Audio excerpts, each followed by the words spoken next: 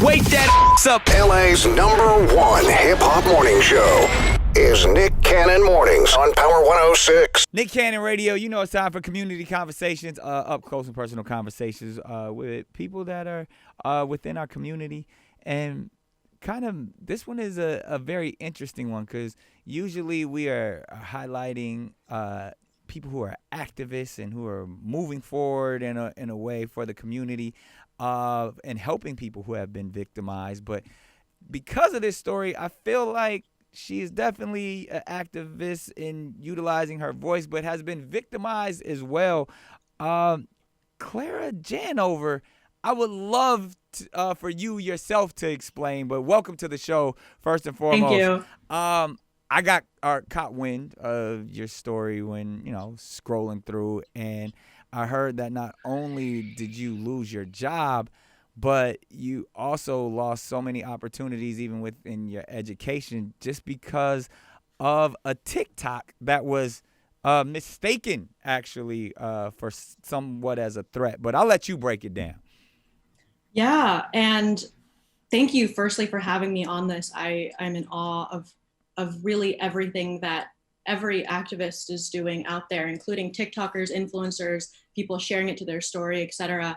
But yeah, so a month ago, I made a TikTok that was a satirical analogy that basically embodied via the clip, the 15-second clip, if anyone says all lives matter, I'm going to stab you. And then if you, while you're bleeding out, I'll show you a paper cut and say all cuts matter. And it was a way to show, similar to the fire, the house burning analogy, Yeah. if somebody's bleeding out, if something is significantly worse, if you have a stab wound, it is significantly worse than an irrelevant, but still maybe similar domain of pain. Like a joke I always say is just because people say save the whales don't mean fuck all the other fish in the ocean. Exactly. And the hypocrisy of all lives matter supporters and in saying that, but then not understanding you can say let's raise money for cancer without saying fuck every other terminal disease out there.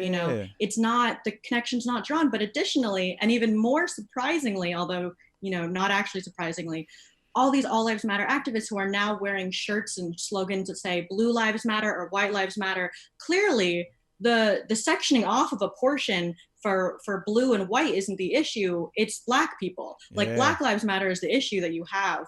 And so that video again caught wind a month after it was made and blew up, and it became a dissection of a lot of different reasons for both me and for TikTok and Gen Z and women and activists to be crucified and simplified and weaponized and sensationalized into what it was like, finally we can just use this and degrade her and dox her from the world. And I'm not a victim of it, right? I put myself out there, I had a platform, and I put my activism out there, but it was something that was distorted and manipulated and misrepresented. I would see they came for you in a way purposefully, even knowing that you were making a joke, and even it was an example, it was satire. But even the fact that they dissected your words that said you were gonna stab people, saying that you were actually threatening to stab all lives matter people, which I threaten those people all the time, really threaten them. Yeah. But you weren't threatening anyone. You were making an example by saying, look, if I stab you and I have a paper cut and I say, but what about my cut? Great example. But they took that and it went all the way to where you actually lost your job. That's where it gets really confusing for me.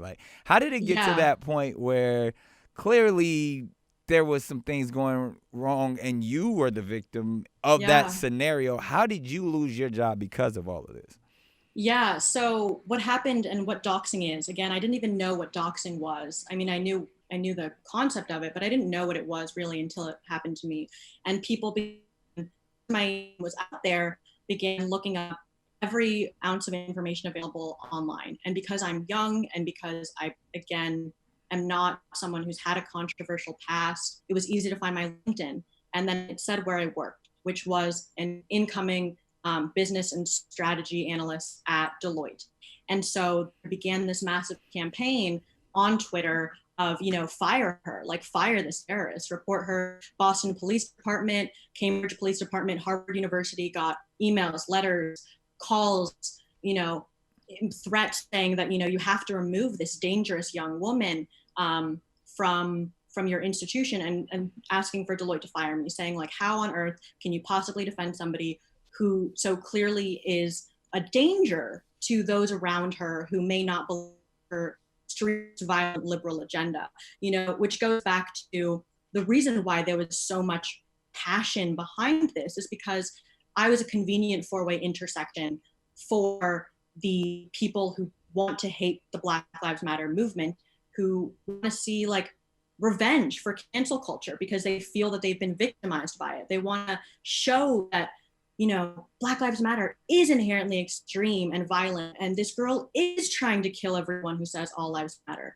They want to show their distaste for liberal elites and for corporate educated elites as well by saying like, don't let her work at Deloitte. Like how can you as a company support that, right? And it just further perpetrates itself into the hold of like white identity needing to be like maintained and protected, not understanding how fundamentally racist that is. Right. How we don't have white equality with people of color. We have white supremacy. Right. And again, we go back to this, like, I support Black Lives Matter, but all lives matter. Or, I support like kind of the Black Lives Matter movement, but they shouldn't be violently protesting. I get that it wasn't an analogy, but she could have said it in a more polite way. It's like that. The point, the big picture, the representation of the movement is the picture, and it's one that people use these scapegoats, well, these small things. Oh, no, I didn't mean to cut you off. I was just saying, like, you didn't. I don't think, like, trying to, they said, no matter how smart you are, you'll never be able to convince a stupid person. You know what I mean? It's like, you can't talk people out of their illusion. So I'm not mad at the All Lives Matter people or the Trump supporters or all of the Twitter finger people.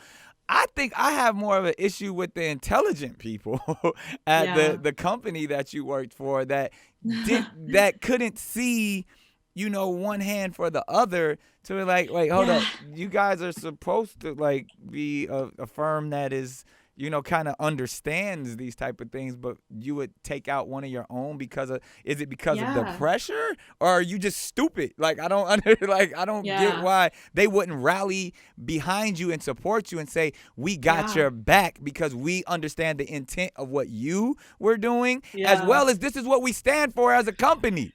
Like, God, you are preaching, obviously, but to go to all of that, right? So going back to when I was initially hired and considering other jobs, they were like, we need diversity. We need political activism. We need you in the government and public service sector. They knew all about my history of campaigns and politics and activism. Like, I haven't been quiet about it. They said, we need a strong, empowered woman to rise up in our company. And then they called me and fired me in 2 minutes, and when asked, I asked, can I speak to this? Am I allowed to explain, even if you understand that it's an analogy, like, am I allowed to explain what's happening? And they said, our decision is final. We've received a lot of pressure to make this decision. So the pressure is what did it. So Deloitte ain't got no backbone is what we saying pretty much. They acknowledged in the phone call that they have recorded. They said, it isn't up to us to say whether or not it was an analogy or not, because that's your intent. But, we've received a lot. We're not intelligent enough to make the decision on our own to see. So, and again, like, we don't matter. I don't matter. Like, I don't matter. And then they didn't expect this backlash. They underestimate, as always, the capacity for people to fight back against it. That's what fear and intimidation. But they don't understand that they are the system and that they need you within it, because otherwise they'll continue to make dumbass decisions like they're making right now. Especially when they're supposed to be a firm that stands on making good decisions. So they released a statement that said, we must address publicly the social injustices our communities face, and we cannot remain silent. They stated that. And then when somebody does it in a way that gets pushback from Ann Coulter and Jack Posobiec, even though Ann Coulter can call you a Asian Karen and nobody like, and she thought that shit was funny.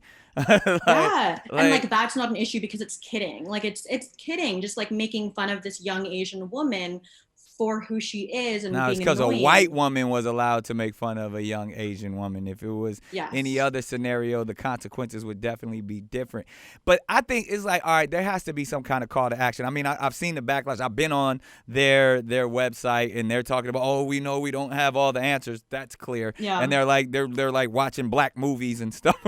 They have a suggested list of like what black films and black signaling. books. They're signaling. They're putting a little fist in their bio, but not actually donating any of their money and proceeds to Black Lives Matter. You know, Yeah, nah. we get it. They're supporting. They're working with ICE, but they're not actually. But they're saying like, oh God, like it's really unfortunate that the kids are in cages right now. You know. Well, clearly you are highly intelligent, and Thank you. I need look, occupation-wise, what can we do to make sure you get a better job than the one that you had at Deloitte? Because you don't want to work for them dumb Thank idiots you. anyway. Yeah. So, but I mean, clearly the Harvard educated. I mean, did you Thank you. receive any backlash from Harvard, or were they No. educated enough? They're wise. No. They're not.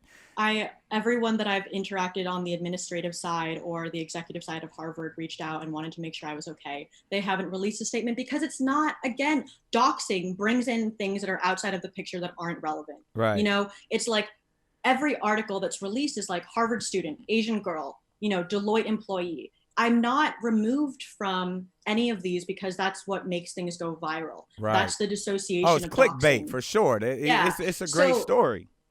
For and them. I talked, you know, and yeah, so it's like Harvard doesn't need to release a statement because I didn't in the video address Harvard. You know, yes, it's attached to who I am, but it's something that they're not going to, you know, go as low to resort to the petulance of clickbait-driven news media that doesn't reach out to me for a statement. But does people not see how this is a pure example of white superiority? Like, this is a white supremacist act at hand. So, like, the funny thing about that is, like, they don't see that. won't- Deloitte they didn't don't- see that? Well, they won't recognize that it exists, like, let alone that I'm a victim of it. Like, they're not gonna recognize white supremacy, so then no one can be a victim of it, you know? Yeah. And so we go back to, you know, like, what do I want to do? What do I want to say? All these things. And as much as I am releasing an op-ed that is hopefully in, you know, and it's right now I'm working to have it published in a news outlet that I can't say yet, but it's exciting for me, but also this isn't about me. Like, right. No matter what, if I'm crucified, if I'm, you know, nailed to the cross, but Black Lives Matter gets attention and support, and the money that was donated to the GoFundMe, I didn't create, but that I've connected to different Black Lives Matter charities, like, that's a net good for the Black Lives Matter movement. That's dope. So the right? GoFundMe that was created for you're donating all of that, or directing those funds. It's been reported thousands of times, so they put withdrawals on hold. So neither of us have access to it. Neither the creator of it, who told me in hindsight that she made it, or I. So I can't access it. So I'm not. Again, there was, you know, obviously, like, very, I think, well-intentioned, you know, people saying, like, you need to show proof of your donations. And I can't yet, but I will. You know, all of this is ultimately, people don't know the bigger story, but that's not what the Daily Mail wants to show. You know, like, well, that's why I wanted to give you the opportunity to tell the bigger story and have the opportunity to. I mean, really, it's just, thank you so even much. when I saw it, I was like, Deloitte can't be that stupid. Like, this is not gonna end well for them. like, I don't. Yeah. Did they just? And I would love to know, what was the pressure from the white supremacists that made them cave in? Like, or were they just, yo, you know, we gonna hang her out to dry to show that we down with the white cause anyway? Like, I don't, other than that, I don't understand who at that firm was like, you know, it'd be a great idea, let's fire the girl who's standing up for the community. So here's what I think, and I won't know because they won't release statements. They will only release statements that either gaslight me or discredit me, right? They won't release statements that are like, you know, like, it was a complicated, but, you know, the 2-minute phone call was basically, you know, we've received a lot of pressure, and that pressure is coming from people in the capitalist industry working White people for and paying for corporate America. I mean, consulting in and of itself, like you're paying exorbitant amounts of money to be told what you want to be told, but with numbers that you have interns collect. I wonder if it's pressure from their clients like Boeing, Procter and Gamble, yeah. Microsoft, GM. It's pressure from so we got to put Trump pressure supporters. on them. We got to put pressure on them because that's what it is. And you know, if they're gonna be clients, like Microsoft and GM and the Blackstone Group, we need some answers. We need some answers to say, why was this woman unfairly terminated, and basically when she was just standing up for the community. And Deloitte will have to answer that. Yeah. We also need to point out, like, these companies will signal to save their assets, like freaking Taco Bell that's like, we stand with Black Lives Matter, but donates millions to Trump every year. Right. That's something that's not holding a company accountable. And yet clients for Deloitte and clients for corporate America, again, it's like, I can only speak to Deloitte's decision to fire me because they're the only company that had that autonomy too, right? It was their decision. And whether it was to save face, whether it was to reduce, you know, the amount of people coming in and telling them to fire me, and just like, I think they were trying to push it under the rug, like brush it, like move it away, like move aside, you like little whiny 22-year-old girl who's not going to make an impact, like we're going to shut you up, which is what all of the people in doxing culture do, like threatening to kill me, putting my phone number, and that's the thing, like you online. actually are in a secure location right now because people have been threatening your life. Like that this is serious. Like real death threats, not like, oh, like people are like looking for you and stuff, like, and my heart goes out to you that you were put in this position, one, for speaking your mind, for saying what was right, and then for two, being attacked for and having your words twisted and misused against you, therefore it affected your livelihood. And the fact that the people at the company that you work for don't see that, it's shame on them, and they're the ones that should be fired. I mean, they're the ones that should be held accountable to that. Like, how are you gonna allow this person who was utilizing the First Amendment on an app, telling a joke at that, a very powerful and impactful joke with what the definition of satire, and then to be attacked? And I kind of watched the story. You were holding it down and you were still laughing about it as the people were coming at you, and then it got to a point where it just got way too serious and you were let go. Like, even if they watch your story, they should be able to see, like, yo, she's the one that needs our assistance here. She's the one that we need. If there's any pressure, we need to stand firm with our counterpart. Yeah, thank you. And I mean, again, to speak to that, this is what intimidation tactics do, right? Like, I'm not the sole victim of doxing. I'm not also, you know, in a lot of ways, as much of a victim as I am. Like, I'm not a victim to the systemic and institutional and, you know, societal pressures and fear that Black Americans go through every day of their lives in the world and in America, you know. But this thing of, you know, telling a girl, like, shut up, you know, scaring her, threatening her, discouraging her from speaking out, it is all to... It's definitely sexism. Displace me. It's sexism, but it's also, again, like, they want me to shut up because I do have a platform and a power, and it want me to shut up. So, like, Deloitte wanted to fire me because they wanted to be like, get the fuck out of our way, like, stop, you know. And that's something that, like, I understand a lot of people they would turn everything on private, they'd go in, and I don't think that that's cowardly at all. I think that that's a decision that somebody makes for their safety. But for me, you know, this is something, like, I'm going to show them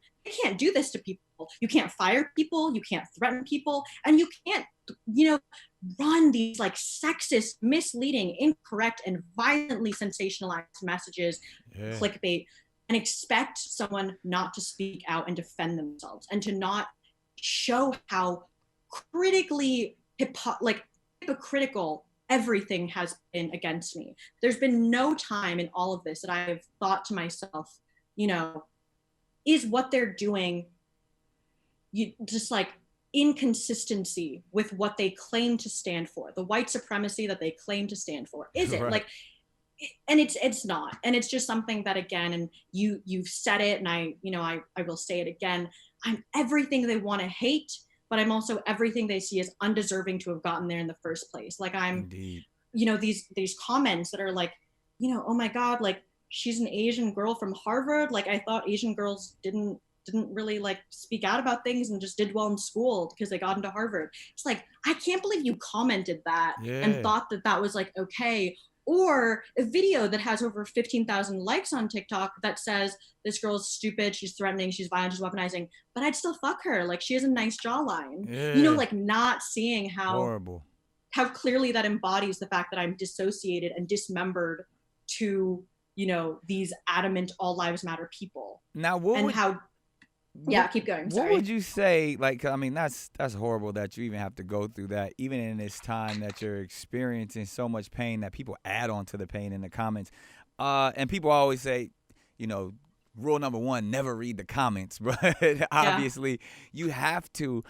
What would you say was probably the most shocking? Like, I cannot believe someone actually took it there, or even someone that you might have thought was extremely educated, because that's what breaks my heart sometimes. Like, I'll post something and I'll be like, yo, I thought you were smart. I thought you were like, you allow your emotions to overcome the facts, and you haven't even like given a full look at what history has shown. What would be the most disheartening or disappointing comment that you've seen? I mean, it's disheartening to me when I see people that are quote unquote in support of Black Lives Matter who get so turned off by the way that people maybe present or handhold them into the movement, right? So besides the white supremacists of All Lives Matter, the people who are maybe on the verge and maybe don't understand, but who saw what I said, even if they said, okay, it's an analogy, but like a bad one, or an analogy, but a violent one, which I understand and I accept, but that's not the point. In the same way that people whose first instinct to criticize, you know, Black Lives Matter was, yeah, but there's violent protests and there's looting and I can't support that, is like, that's not the point, you know? Right. And I'm not prioritizing that right now. I'm going to address it. Because they've just associated violence and looting with Black Lives Matter, which is racist. Yes. And so then, you know, for people who may claim to support Black Lives Matter, but see looting or see I'm gonna stab you as a reason, as a valid reason not to support it, you know, is something that I think is disheartening, because it distracts from the bigger picture of ongoing injustice, of these anger-inducing crimes committed legally against people of color in America. Yeah. You know, and like to see the video of George Floyd, to hear about Trayvon Martin, to hear about Elijah and Breonna, and not think that's the problem, but to look at a 22-year-old girl and say, you know, she could have been politer, or she could have been more polite. Like, that's disheartening, because it just is like, I want you to know that I do value that you do support Black Lives Matter, you know, because we need you. But you need to see that Black Lives Matter isn't about like holding your hand and like coddling you and cradling you into like racial equality, because it's not about racial equality, it's about racial fairness. It is about racial opportunity and fairness, it's about to opportunity humanity and resources. And treating people. Exactly. Black Lives Matter just really means we are human. We're human. And the fact that the word matter is controversial, like the movement is not Black lives are like important, like it's not even saying something like that, it is saying matter, you know, like just the fact that saying Black lives matter, like Black lives are beautiful, they should be protected, they should be upheld and empowered, but that's like, interestingly enough, you bring up a great point, and I would love, you know, someone who's well studied and educated in your space, because I personally for quite some time have kind of shied away from the Black Lives Matter slogan, specifically because, one, you know, I've been chanting it for years and was probably one of the first originally when it was established early on. But what I found out, and even now I'm watching it even more, because it's becoming propaganda. It's becoming your get out of jail free card for a lot of these corporations to say, oh, we support Black Lives Matter, but that doesn't mean anything. And even when saying it, it didn't mean anything. It became a hashtag. And I was like, yo, 400 years of oppression is not a hashtag. And even in your scenario, what now, because now, Black Lives Matter birthed the All Lives Matter from the alt-right side. So I often thought, like, man, what if we would have started the hashtag off with "Stop Killing Us"? What would have been their alternative to that? Cause I was like, man, I wish the hashtag was "Stop Killing Us," because if "Stop Killing Us," if you can argue "Stop Killing Us," then you are clearly a white supremacist and stand on your square, stand firm, hold your swastikas and your KKK hats. But because what they have done, they have found a way to say, oh, well, you're being a black supremacist, or, oh, you're only focusing on black lives, all lives matter. I'm not black, therefore I can't support you. But if I would have said, "Stop killing black people," if that was the slogan. So, well, they would have probably tried to say, well, black people kill black people and all of that bullshit. But but at least they wouldn't have had a catchy slogan for it. It would have put their racism out on Front Street. How do you feel about that? The propaganda, or even the fact that we've now we've created sides between All Lives Matter and Black Lives Matter when we were all trying to bring the world closer together, and it created this crazy divide that didn't need to exist that now you've lost your job because of. Well, I think when I hear "Stop Killing Us," I hear, anyone who fucking says like, "Oh, we're not," like, is fucked up. But then I think, oh, like, everyone just immediately goes black on black crime, like hashtag stop killing each other. And then I think about how. But then I would have been like, every time somebody says black on black crime, I said, stop creating those white on white lies that have killed and created savagery and violence over this world for centuries. There's a lot more violence that white people have created than black people have created. But there's only logic to go back on these racist arguments. But then you see, "Stop Killing Us," people think that the end is as simple as not being suffocated and not being shot for walking and being black, and it doesn't end there. The criminal injustice, the social injustice, the educational, socioeconomic, just the, opportunities that are completely just not offered to people of color in America. It goes so much more beyond "Stop Killing Us." Right now, it is "Stop Killing Us." But then Black Lives Matter is supposed to extend further. And I understand, the memification. We just want them to treat us like human beings first, and then we can talk about all the other opportunities that we've been shunned upon. Because human, is something that I think is the reason why I stand so adamantly with the Black Lives Matter hashtag is because, one, it just makes it easy to share that solidarity, right? But also, the word black needs to be in there, because if you shy away from saying black or saying "stop killing us," or "stop killing," even if it were "stop killing blacks," which I think, what it does is, when we memify or when we condense and have it so, like, corporations are always gonna virtue signal. That's why they have pride in their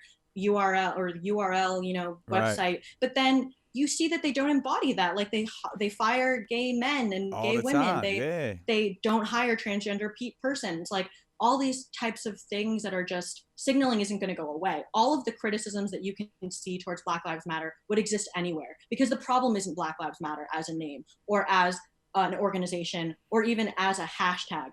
It is the fact that white people have to realize that for legitimate, what they claim equality to be achieved, has to include the dismantling of their supremacy, which is, in a lot of ways, their comfort, their cushion. It means taking down that 20-tower pile of mattresses and understanding that pea at the bottom isn't oppressing you, Right. And so, again, I can speak on this in terms of the fact that Elijah and Breonna especially have been so, just memeified, and I keep saying that word, but keep calm, and Brianna's life matters.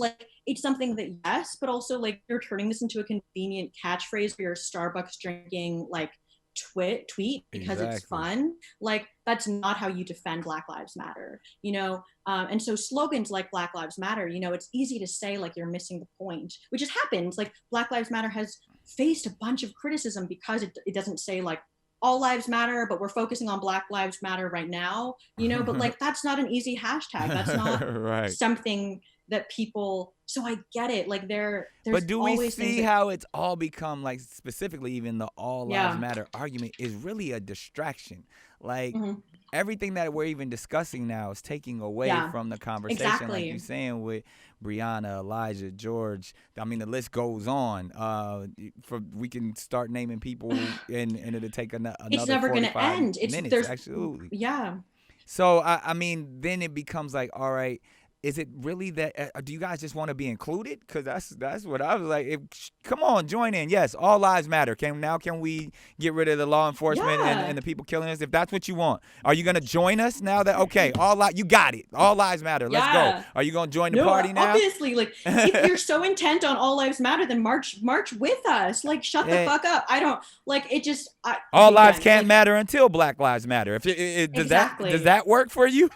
Like it's and then yeah. But they just don't also want. Like they don't want the goal. Their goal isn't to say like our lives matter too. In the same way that like when we're advocating for gay rights to marry, something that was achieved in America, right? When saying gay people should get married was not saying straight ass, people shouldn't get married. Right. And that wasn't a valid logical argument that was used, right? So like, why do they think they can use it now? Because they think that anything that they believe is true, right? Anything that Trump says, anything that these white supremacists, these, even if you're not a neo-Nazi, but just someone who is like uncomfortable with hearing about Black people getting killed and then trying to protect their justice, Right. like that's just something that they won't be able to say, I'm racist. They won't say it. They won't admit it. And so they do it by discrediting everything that they possibly can about every possible semantically confusing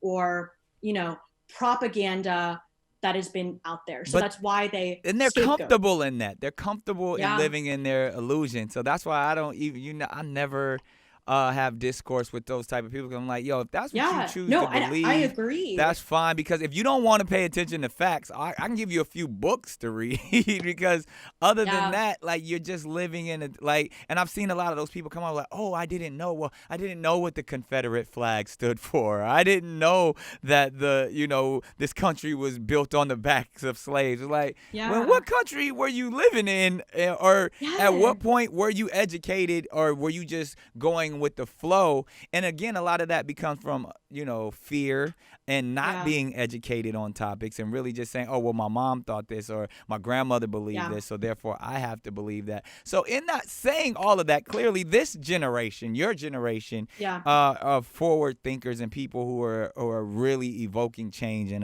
a sincere way. Mm-hmm. How does one assist you in your movement, or even in a time like this where you are clearly just trying to speak out, and you become victimized in this way? Like, how can we assist you in your cause?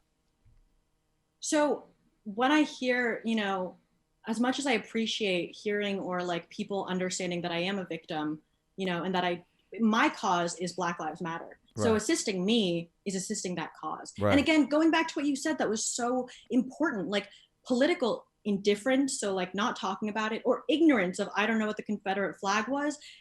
That's a luxury that you have, that white people have, because they don't have to think about their implications of not knowing it. They don't have to think about their implications of voting for Trump. And conveniently, or funny enough, this is the statement that actually blew me up on Twitter, that led to a separate video being used to defame and deface me. So it was a statement that I made talking about how if you vote for Trump, you are implicitly choosing to prioritize his demagogue appeal towards bigotry and hatred and racism. And voting for him despite these doesn't make you, not racist. It might make you less racist than neo-Nazi, right. Klan members, but it still doesn't make you not racist. Like right. This bigotry that is, only justified by either the lack of exposure or the lack of, independent facts. Research that you decided to ignore actively. Like you're tolerating and then supporting someone. So like these have a conversation with the Trump supporters, I don't need to, right? Like the implications of their vote for him, whether they want to recognize it or not, are there. It's to keep the structure of white supremacy going. Yeah. I've told people quite often, white Yeah. supremacy doesn't mean KKK hoods and swastikas Yeah. and it's an infrastructure in which this country was built and still Yes. operates on in every Yes. industry, and it's male white superiority, believing that they are at the top of the food chain and they want to stay there, and therefore must keep everyone operating on this system to keep their to keep their superiority going forward, and that's clearly what Donald Trump represents. Like, no one's ever asked, no one's ever said across him and saying, like, do you believe you're better than everyone else? How did you get there? Expect, like, all of these questions which we've heard him say before, but just I don't even think he knows the definition of white supremacy, because again, the propaganda has made white supremacy seem like these down south toothless KKK members, when really every person in a boardroom, every CEO, all of them are practicing white supremacy on a daily basis. They're practicing and benefiting from it, clearly. Right? So, like, again, it's similar to if you apply, and this is going to be for like people who want to think critically about this. This isn't going to be for Trump supporters right now, but think about the progressive tax, right? Like, so many people who are making more money think of the progressive tax as taking away their money, but it's something that you have a progressive tax, because taxing somebody with an income below the poverty line, the same as taxing somebody who makes 10 figures, is not the same. That might be an equal treatment, but that is not achieving equality. That is not giving them the mobility and opportunity. They don't want to have that conversation, though. They're scared of that. In the same way that, like, white supremacy, right? Like, people think of white supremacy and dismantling that as like removing their entitled whiteness, but it's actually just again reprogramming and making that progressive achievement towards the outcome of equality. The analogy, that is often used is, if you have a 3-year-old boy and a 10-year-old boy trying to see over a fence, it might be equal to give them both, a 1-foot platform, but it would be fair to give the smaller and younger boy the larger platform, even if that means that the other boy doesn't get that, because that person has in his entire being and body, as the taller 10-year-old, the privilege to see with 1 foot of extra help. See, maybe if you would have used that analogy instead, they're probably thinking like, oh, well, that one makes more sense. Where I hear you loud and clear, to where the conversation, they don't want equality. They don't want fairness. They don't want an understanding. They don't want to alter the system that has been working and been beneficial to them and their families for quite some time. So when you threaten that, you become the enemy, and they saw you as the enemy. And obviously, we see you as an ally, and we only want to see you shine and continue to spread your message. If someone wants to get more information, and I mean, you even from Doxxing, you put us up on game about what that is. And even your story in itself has taught so many, and I hate the fact that you had to go through it, but I feel like this journey of yours is gonna end really well. Like I said, we got to get you a better job, because those dumbasses at Deloitte don't know what they're doing. So I don't think that'll be hard. Yeah. So what are we gonna do? Like, or if someone wants to follow you, are you still? Did you get off of social media? I'm out there. I had to, again, it was a learning curve. Again, remind you, a month and a half ago, I had 5,000 TikTok followers. I was no one. And in a month, I've gotten to over 220,000 followers because of my Black Lives Matter content. So I didn't have a separate email or a separate Instagram. I still had pictures with my friends. I still had my Facebook online. I still had my LinkedIn online. So I've been adjusting that. And again, my Instagram and TikTok are both public. I'm still open to receiving all messages, but it's something that I had to start learning how to, I had to delete pictures with people, because guess what? They got threats too. I had to tell my family members to maybe change their last name slightly because they were getting harassed, things like that I don't have a separate email, because I never thought that I would need a separate email for this, but it's something where I do want to hear from it. And I think the overwhelming both support and criticism and hatred that I've received is something that I obviously haven't been able to keep up with. I've tried my best, and I will continue in the future. But in terms of a message, moving forward, the biggest one albeit, irrelevant to me, is just keep educating, keep informing, keep speaking out at any level that you are safe doing. I'm not telling everyone to put your safety at risk in the same way that I know that I have. But, when it comes to me, I'm releasing a formal op-ed statement with my narrative and perspective. I As urge you should. people. When can we get that? As soon as it's being read and proofed and I overseen, so that there's no, again, misinformation, because I care about fake news not being there, and I care about fact checking. But it's something that will be out ideally and hopefully pretty much within the next 24, 48 hours. Awesome. But it's something that's important to me, but that's also a selfish importance that I recognize, the bigger picture right now. Like I'm this, and it sucks that it happened. I'm a paper cut, and then the bigger picture is out there. So yes, I'm going to get a job in the future, but right now, you're making that sacrifice. You're using this to kind of change people's perspectives and highlight the wrongs. And I appreciate it. Like I said, I was moved by your story, and Thank you. I'm glad we had an opportunity to talk. Thank you so much for doubt. Speaking to me. Nah, this was enlightening. This was all that you went through. For you to hold that positive perspective is truly encouraging as well. So thank you so much. We in the fight with you, and like I said, thank you. Boycott Deloitte. All day. I said it. She didn't say it. Those racist ass people at Deloitte. Yeah, boycott, racist capitalism and racist corporate America. Like it's so much bigger than Deloitte. It's every company that posts a picture of a fist saying Black Lives Matter, but not really living that life. Yes. There it is. And that's the importance. Yeah. Well said, and I appreciate it. I would love to have a conversation again. Let's stay in contact. I would love that too. Yeah, whenever you want to speak and need a platform, we here for you at Nick Cannon Radio.